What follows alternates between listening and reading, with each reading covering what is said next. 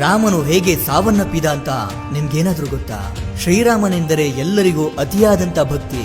ಆದ್ರೆ ರಾಮನು ಹೇಗೆ ಈ ಲೋಕವನ್ನೇ ಬಿಟ್ಟು ಹೊರಟು ಹೋದ ಅಂತ ಅಷ್ಟಾಗಿ ಯಾರಿಗೂ ಗೊತ್ತಿಲ್ಲ. ಹಾಗೆ ಲಕ್ಷ್ಮಣನು ಹೇಗೆ ಸಾವನ್ನಪ್ಪಿದ, ಹನುಮಂತನ ಕಣ್ತಪ್ಪಿಸಿ ಅವನಿಗೆ ಯಾಮಾರಿಸಿ ರಾಮನು ಏಕೆ ತನ್ನ ಪ್ರಾಣವನ್ನೇ ತ್ಯಾಗ ಮಾಡ್ದ, ರಾಮನನ್ನ ಉಳಿಸಿಕೊಳ್ಳಲು ಹನುಮಂತನ ಪರದಾಟ ಹೇಗಿತ್ತು ಅಂತ ಕೇಳಿದ್ರೆ ನಿಜಕ್ಕೂ ಕಣ್ಣಲ್ಲಿ ನೀರು ಬರುತ್ತೆ. ಈ ರೀತಿ ಶ್ರೀರಾಮನ ಕೊನೆಯ ದಿನಗಳನ್ನ ಇವತ್ತು ನಿಮ್ ಜೊತೆ ಹಂಚ್ಕೊಳ್ತಿದ್ದೀನಿ. ಶ್ರೀರಾಮನು ರಾವಣನನ್ನ ಸಂಹಾರ ಮಾಡ್ತಾನೆ. ಇನ್ನು ತ್ರೇತಾಯುಗ ಮುಗಿದು ಹೋಗುವ ಸಮಯ ಬರುತ್ತೆ. ಶ್ರೀರಾಮನು ಸಾವನ್ನಪ್ಪುವ ಸಮಯ ಕೂಡ ಹತ್ತಿರ ಬಂದಿದ್ರಿಂದ ಬ್ರಹ್ಮದೇವ ಮತ್ತು ಶಿವನು ಇಬ್ಬರು ಯಮನಿಗೆ ನೀನು ಶ್ರೀರಾಮನ ಹತ್ತಿರ ಹೋಗುವ ಸಮಯ ಬಂತು ಅಂತ ಹೇಳ್ತಾರೆ. ಆದ್ರೆ ಯಮಧರ್ಮರಾಜ ಎಷ್ಟೇ ಪ್ರಯತ್ನ ಮಾಡಿದ್ರು ರಾಮನ ಹತ್ತಿರ ಹೋಗೋದು ಹಾಗಿರ್ಲಿ, ಕನಿಷ್ಠ ಅವನ ರಾಜ್ಯಕ್ಕೂ ಕಾಲಿಡೋಕಾಗ್ಲಿಲ್ಲ. ಯಾಕಂದ್ರೆ ರಾಮನ ಭಕ್ತ ಹನುಮನು ಯಾವಾಗಲೂ ರಾಮನ ಜೊತೆಯಲ್ಲೇ ಇರುತ್ತಾ ರಾಮನಿಗೆ ಅದೇನೇ ಸಮಸ್ಯೆ ಬಂದ್ರು ಮೊದಲು ನನ್ನನ್ನ ದಾಟಿ ಅನಂತರ ರಾಮನ ಹತ್ತಿರ ಹೋಗ್ಬೇಕು ಅಂತ ಯಮನನ್ನ ತಡೆಯುತ್ತಿದ್ದ. ಇದರಿಂದ ಒಂದು ದಿನ ರಾತ್ರಿ ಶಿವನು ರಾಮನ ಕನಸಿನಲ್ಲಿ ಬಂದು, ನಿನ್ನ ಅವತಾರ ಕೊನೆಗೊಳ್ಳುವ ಸಮಯ ಬಂತು ರಾಮ, ಯಮನು ನಿನ್ನ ರಾಜ್ಯದ ಹೊರಗೆ ನಿನಗಾಗಿ ಎದುರು ನೋಡುತ್ತಿದ್ದಾನೆ. ಆದರೆ ನಿನ್ನ ಪ್ರಾಣಕ್ಕೆ ಹನುಮಂತನು ಅಡ್ಡಲಾಗಿ ನಿಂತಿದ್ದಾನೆ ಎಂದನು.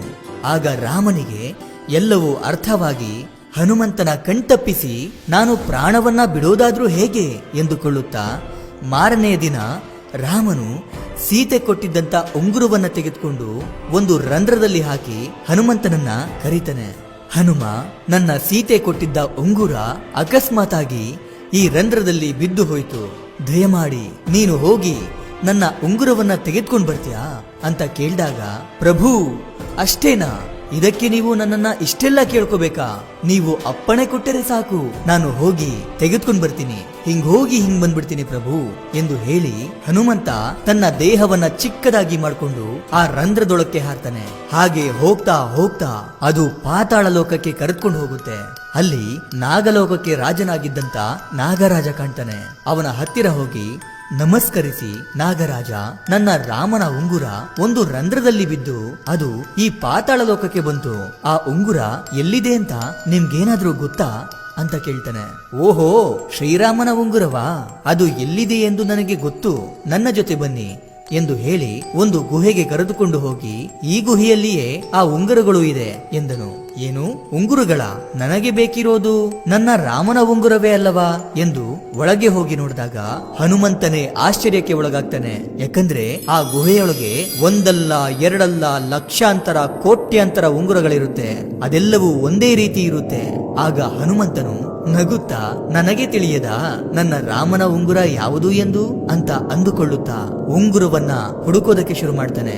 ಅಯೋಧ್ಯೆಯಲ್ಲಿ ಹನುಮಂತನು ಇಲ್ಲ ಎಂದು ತಿಳಿದು ಇದೇ ಸರಿಯಾದ ಸಮಯ ಅಂತ ಯಮನು ಋಷಿಯ ವೇಷವನ್ನ ಧರಿಸಿ ರಾಮನ ಹತ್ತಿರ ಹೋಗಿ, ರಾಮ, ಇಂದು ನಾನು ಏಕಾಂತವಾಗಿ ನಿನ್ನ ಹತ್ತಿರ ತುಂಬಾ ಮುಖ್ಯವಾದ ವಿಷಯವನ್ನ ಮಾತನಾಡಬೇಕಿದೆ. ನಾವು ಮಾತನಾಡಿಕೊಳ್ಳುವ ಸಮಯದಲ್ಲಿ ಯಾರಾದ್ರೂ ಮಧ್ಯದಲ್ಲಿ ಬಂದು ಅಡ್ಡಿಪಡಿಸಿದರೆ ಅವರಿಗೆ ಮರಣದಂಡನೆಯನ್ನ ಕೊಡಬೇಕು ಅಂತ ಹೇಳಿದಾಗ ರಾಮನು ಒಪ್ಪಿ ಲಕ್ಷ್ಮಣನ ಹತ್ತಿರ ಹೋಗಿ, ಇದರ ಜವಾಬ್ದಾರಿ ನಿನ್ನದೇ ಲಕ್ಷ್ಮಣ, ನೀನು ದ್ವಾರದ ಹತ್ತಿರ ನಿಂತು ಎಂಥದ್ದೇ ಪರಿಸ್ಥಿತಿ ಬಂದರೂ ಯಾರನ್ನೂ ಒಳಗಡೆ ಬಿಡಬೇಡ ಎಂದನು. ಸರಿ ಅಣ್ಣ ಎಂದು ಹೇಳಿ ಲಕ್ಷ್ಮಣನು ದ್ವಾರದ ಹತ್ತಿರ ಕಾವಲಾಗಿ ನಿಂತನು. ಒಳಗಡೆ ಋಷಿಯ ವೇಷದಲ್ಲಿದ್ದಂತ ಯಮನು ರಾಮನ ಹತ್ತಿರ, ಸ್ವಾಮಿ, ಶಿವನು ಮತ್ತು ಬ್ರಹ್ಮನ ಆಜ್ಞೆಯಿಂದಾಗಿ ನಾನಿಲ್ಲಿಗೆ ಬಂದಿದ್ದೇನೆ. ನೀವು ರಾಮನ ಅವತಾರವೆತ್ತೋಕೆ ಕಾರಣವಾಗಿದ್ದ ಕಾರ್ಯ ಮುಗಿಯಿತು. ಇನ್ನು ನೀವು ಇಲ್ಲಿಂದ ಹೊರಡಬೇಕಿದೆ, ವಿಷ್ಣು ರೂಪಕ್ಕೆ ಬದಲಾಗಬೇಕಿದೆ ಎಂದನು. ಅದಕ್ಕೆ ರಾಮನು ಸರಿ ಯಮ ಎಂದು ಹೇಳುತ್ತಿರುವಾಗ ಅದೇ ಸಮಯಕ್ಕೆ ಮಹಾ ಕೋಪಿಷ್ಠನಾದಂತ ದೂರ್ವಾಸ ಮುನಿ ರಾಮನ ಹತ್ತಿರ ಮಾತನಾಡಲು ಅಲ್ಲಿಗೆ ಬರುತ್ತಿರುತ್ತಾನೆ. ಆಗ ಲಕ್ಷ್ಮಣನು, ಸ್ವಾಮಿ, ಈಗ ನಿಮ್ಮನ್ನ ಒಳಗಡೆ ಬಿಡಲು ಸಾಧ್ಯವಿಲ್ಲ ಎಂದು ದೂರ್ವಾಸ ಮುನಿಯನ್ನ ಅಲ್ಲಿಯೇ ತಡೆಯುತ್ತಾನೆ. ಆಗ ದೂರ್ವಾಸ ಮುನಿ ಬಲು ಕೋಪದಿಂದ, ಏನು, ನಾನು ಅಷ್ಟು ದೂರದಿಂದ ರಾಮನ ಹತ್ತಿರ ಮಾತನಾಡಲು ಬಂದರೆ ನನ್ನನ್ನೇ ಒಳಗಡೆ ಬಿಡದೆ ತಡೆಯುತ್ತಿರುವೆಯಾ? ಇದರಿಂದ ಶ್ರೀರಾಮನು ನನಗೆ ತುಂಬಾ ಅವಮಾನವನ್ನ ಮಾಡಿದಂತಾಗುತ್ತೆ.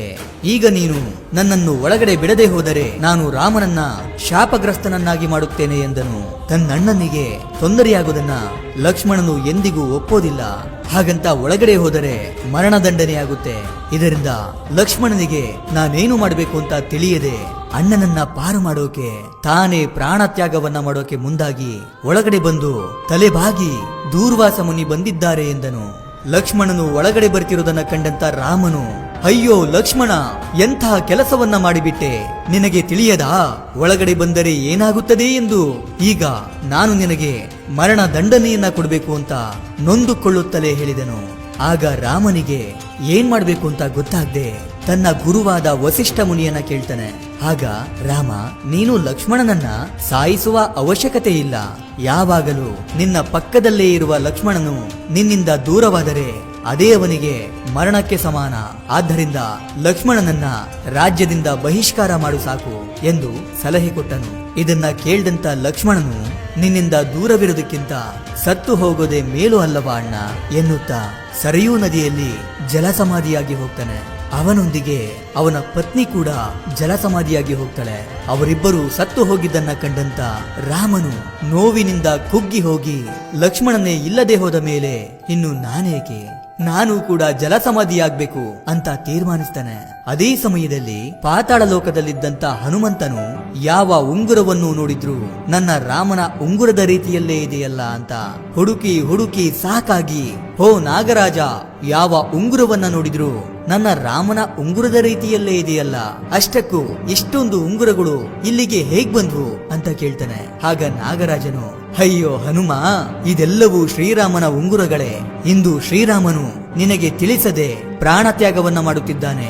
ನಿನಗೆ ಆ ವಿಷಯ ತಿಳಿದರೆ ನೀನದಕ್ಕೆ ಅಡ್ಡಿಪಡಿಸುವೆ ಎಂಬ ಕಾರಣಕ್ಕೆ ನಿನ್ನನ್ನು ಇಲ್ಲಿಗೆ ಬರುವ ಹಾಗೆ ಮಾಡಲಾಗಿದೆ ಎಂದು ಹೇಳುತ್ತಿದ್ದಂತೆ ಹನುಮಂತನು, ಅಯ್ಯೋ ನನ್ನ ರಾಮ ಇಂದು ನನ್ನನ್ನು ಬಿಟ್ಟು ಹೋಗ್ತಿದ್ದಾನಾ?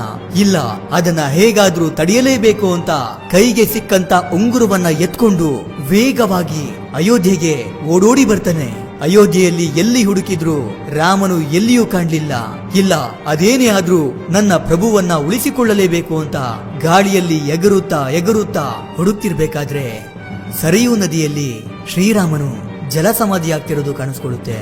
ತಕ್ಷಣ ಅತಿ ವೇಗದಲ್ಲಿ ಕೆಳಗಡೆ ಬಂದು ಓಡುವಷ್ಟರಲ್ಲಿ ಶ್ರೀರಾಮನು ಹನುಮಂತನನ್ನ ನೋಡುತ್ತಾ ಜಲಸಮಾಧಿಯಾಗ್ತಾನೆ.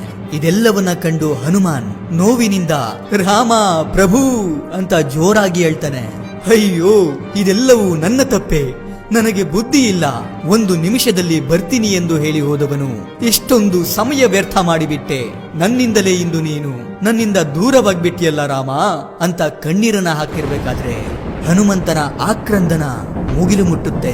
ಆಗಾಗಲೇ ರಾಮನು ವಿಷ್ಣು ರೂಪವನ್ನ ಪಡ್ಕೊಂಡು ಹನುಮಂತನ ನೋವನ್ನ ಕಂಡು ಪ್ರತ್ಯಕ್ಷನಾಗಿ, ಹನುಮ, ಇದರಲ್ಲಿ ನಿನ್ನ ತಪ್ಪು ಯಾವುದೂ ಇಲ್ಲ. ನೀನು ಎಷ್ಟು ಪ್ರಯತ್ನಿಸಿದರೂ ನಡೆಯುವುದನ್ನ ತಡೆಯುವುದಕ್ಕೆ ಸಾಧ್ಯವಿಲ್ಲ ಅಂತ ಹೇಳ್ತಾನೆ.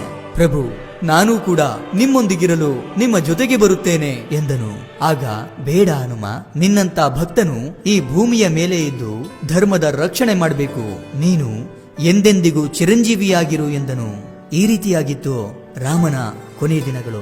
ಶ್ರೀರಾಮ ಮತ್ತು ಹನುಮಂತನ ಬಾಂಧವ್ಯವನ್ನ ಕಂಡು ನಿಮ್ಗೇನನ್ನಿಸ್ತು ಅಂತ ಕಮೆಂಟ್ ಮಾಡಿ ತಿಳಿಸಿ. ಇದಿಷ್ಟು ಇವತ್ತಿನ ವಿಡಿಯೋ. ಈ ವಿಡಿಯೋ ನಿಮ್ಗೆ ಇಷ್ಟ ಆಗಿರುತ್ತೆ ಅನ್ಕೊಂಡು ಮತ್ತೊಂದು ಹೊಸ ವಿಷಯದೊಂದಿಗೆ ಮತ್ತೆ ಬರ್ತೀನಿ. ಕೊನೆಗೆ ನನ್ನ ಈ ಶ್ರಮಕ್ಕೆ ನಿಮ್ಮಿಂದ ಬಯಸೋದು ಕೇವಲ ಒಂದು ಮೆಚ್ಚುಗೆ ಮಾತ್ರ. Anyway, thank you for watching.